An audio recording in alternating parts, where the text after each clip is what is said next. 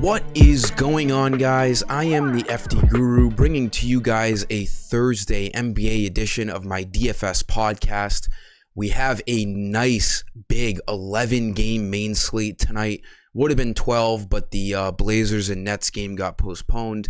There's already so much value out there in the early afternoon here. A lot of the great value is coming off of last night with guys playing again tonight.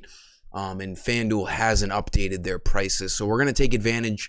A couple of these plays today are going to be pretty obvious, but I want to make sure you guys have them locked and loaded for your lineups tonight. Last night we did really well. Cash team on FanDuel scored 382.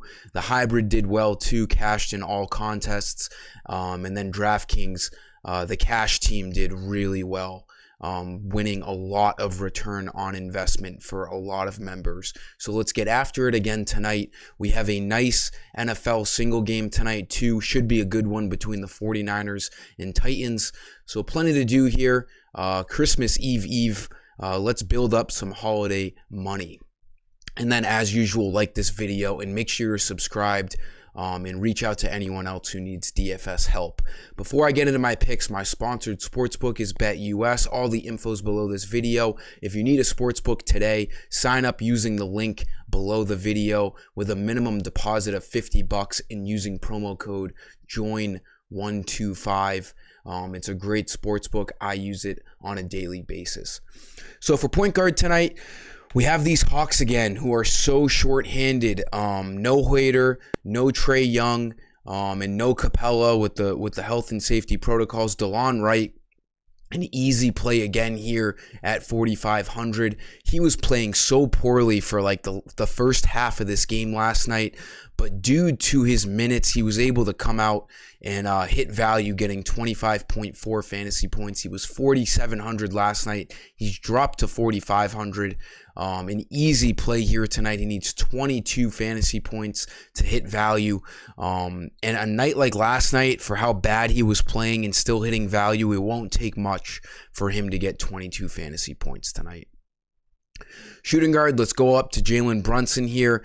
Another easy play as Doncic remains sidelined. 7,400. He needs like 37 fantasy points to hit value.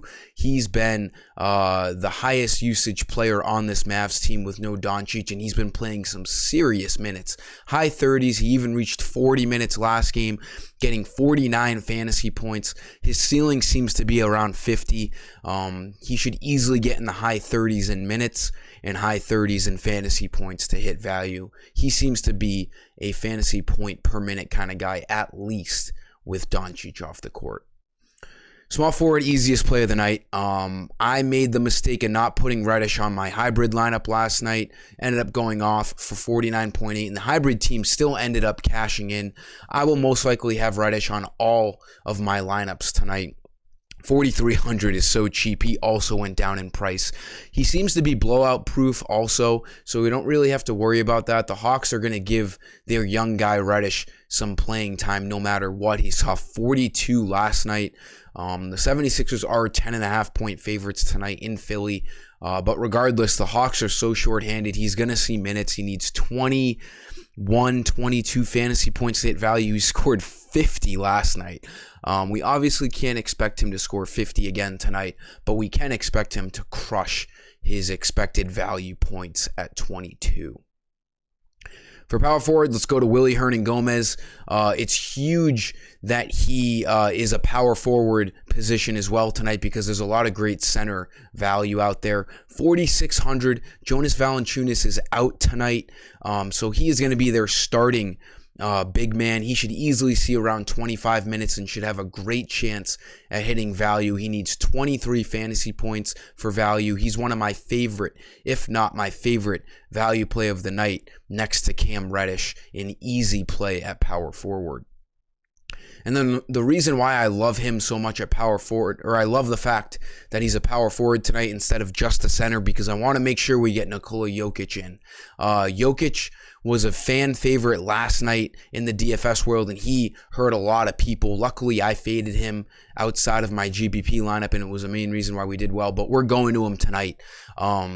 Kevin Malone sat their starters like halfway through the third quarter because they were playing so poorly against the Thunder, and then the bench ended up getting them back in the game. Jokic didn't end up getting back in the game, so I expect a huge bounce back tonight against the Hornets. The Hornets are notoriously bad at defense in general, and especially against big men. This is a dream bounce back performance for Jokic. He's going to be fully rested. He only saw 24 minutes last night. I am all over this play. I don't care that he didn't play well. The Nuggets in general just didn't play well. It wasn't really Jokic's fault. He's the best player on the team.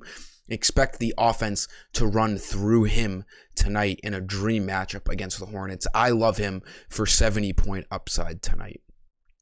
That'll sum up today's video, guys. Thank you for tuning in. Let's crush it again tonight and go into the holiday weekend with a lot of cash in our pockets. Until next time, I am the FD Guru, and I am signing off. See ya.